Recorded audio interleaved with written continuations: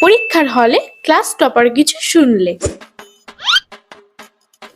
এই রিমি, বলছি আমাকে একের গ নাম্বারটা একটু বলবে প্লিজ। আমি লিখেছি বাট কনফার্ম না, একটু মিলিয়ে নেব, তাই টাইম বেশি, একটু বল না প্লিজ। না, জিজ্ঞাসা করো কিন্তু আসতে, বড় ম্যাম কিন্তু এদিকে আসতে পারে।